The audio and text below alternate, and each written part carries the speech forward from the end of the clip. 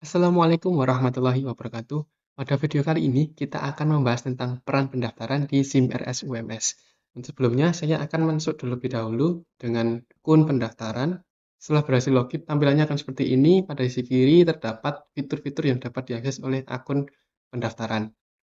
Ada antrian, pendaftaran pasien, pendaftaran ke IGD, pendaftaran rawat jalan, pendaftaran rawat inap. Kita bahas tentang pendaftaran antrian terlebih dahulu. Namun sebelumnya, saya akan membuka browser lain untuk memudahkan dalam menampilkan display antriannya. Saya login lagi dengan pendaftaran, tapi menggunakan browser lain. Saya akan membuka display antrian dan ambil antrian. Di menu pertama, akun pendaftaran ini bisa mengaktifkan dan menonaktifkan server antrian. Gunanya untuk display antrian dan ambil antrian itu dapat berjalan. Selain itu, di peran apotek juga terdapat fitur pemanggilan antrian obat resep. Nah, di sini juga harus dinyalakan agar fitur pemanggilan resep obat di apotek itu dapat berjalan. Langkahnya yaitu klik antrian, kemudian on off antrian, nyalakan server. Tunggu sampai kondisi menyala. Setelah itu, ada browser Firefox yang sebagai penampil display antrian. Pada site setting ini, terus cari autoplay, allow audio dan video agar suara pemanggil antrian itu keluar. Kemudian pada halaman ambil antrian ini, kita klik ambil antrian. Jika sudah, masuk lagi ke pendaftaran, panggil pendaftaran, kemudian kita panggil nomor antrian. Nomor antrian B7. Silakan melakukan pendaftaran. Terima kasih.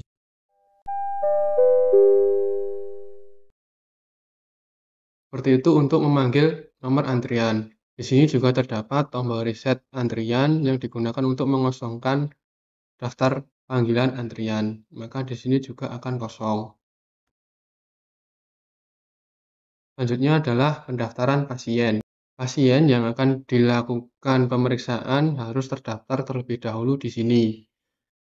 Caranya, klik pasien, kemudian tambah pasien, field yang bertanda bintang ini perlu diisi. Jika sudah, klik simpan. Setelah itu, bisa dilakukan pendaftaran di IGD maupun rawat jalan. Pertama, saya akan mencontohkan pendaftaran di IGD. Pertama, pencarian pasien. Cari nomor berdasarkan nomor RM atau nama pasien.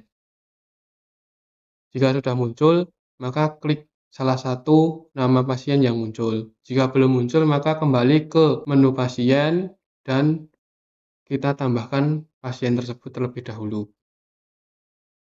Jika tadi sudah diklik, maka data yang tampil itu akan berpindah ke sisi bawahnya. Kemudian, ini memilih dokter terlebih dahulu. Kemudian cara bayar dan rujukannya dari mana. Kemudian klik simpan. Di sini terdaftar sebagai dengan dokter IGD. Saya akan masuk dengan dokter IGD, lalu klik IGD, maka pasien tadi sudah terdaftar sebagai pasien dokter IGD. Kemudian dokter bisa melakukan tindakan medis. Saya masuk lagi ke akun pendaftaran dan akan mendaftarkan pasien rawat jalan atau ke poli. Caranya, klik pada pencarian pasien, bisa RM ataupun nama, pilih poliklinik, lalu pilih dokter. Dokter ini muncul ketika setelah poliklinik ini dipilih. Kemudian pilih cara bayar dan pilih rujukan. Simpan. Karena tadi dokter umum, saya akan mencoba untuk login sebagai dokter umum. Klik rawat jalan, pasien tadi sudah terdaftar sebagai pasien dokter umum.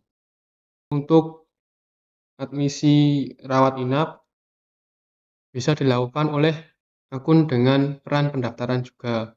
Caranya klik rawat inap, kemudian plus rawat inap, cari nama pasien atau nomor RM-nya yang sudah terdaftar di IGD maupun di rawat jalan. Nah, daftar-daftar inilah pasien yang sudah terdaftar di IGD dan rawat jalan. Jadi, flow-nya dari IGD atau rawat jalan terlebih dahulu baru diadmisikan ke rawat inap. Lalu, setelah itu pilih kamar dan milih dokter penanggung jawab pasien. Simpan. Yang tadi di IGD telah dipindahkan ke rawat inap.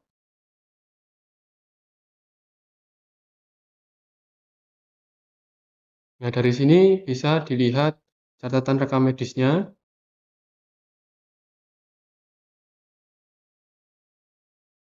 Bisa dicetak juga untuk riwayat rekam medis.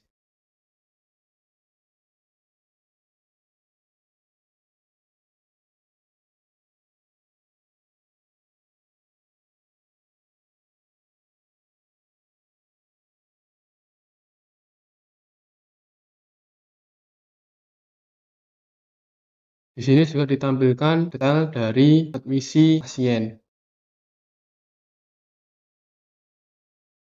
Jika pasien sudah dirasa sehat, bisa diklik keluar dengan memilih status keluar, kemudian simpan.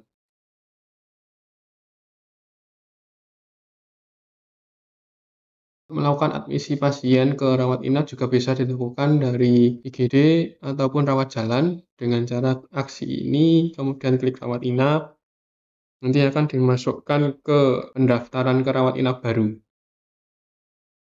Kemudian pilih kamar dan milih dokternya.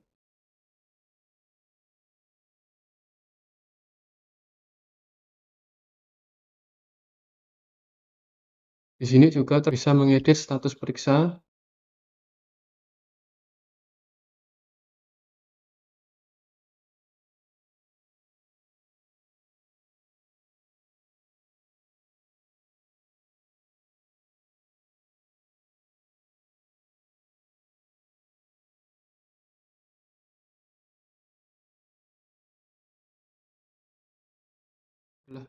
Oke, itulah peran pendaftaran di SIMERAS UMS. Kurang lebihnya mohon maaf. Assalamualaikum warahmatullahi wabarakatuh.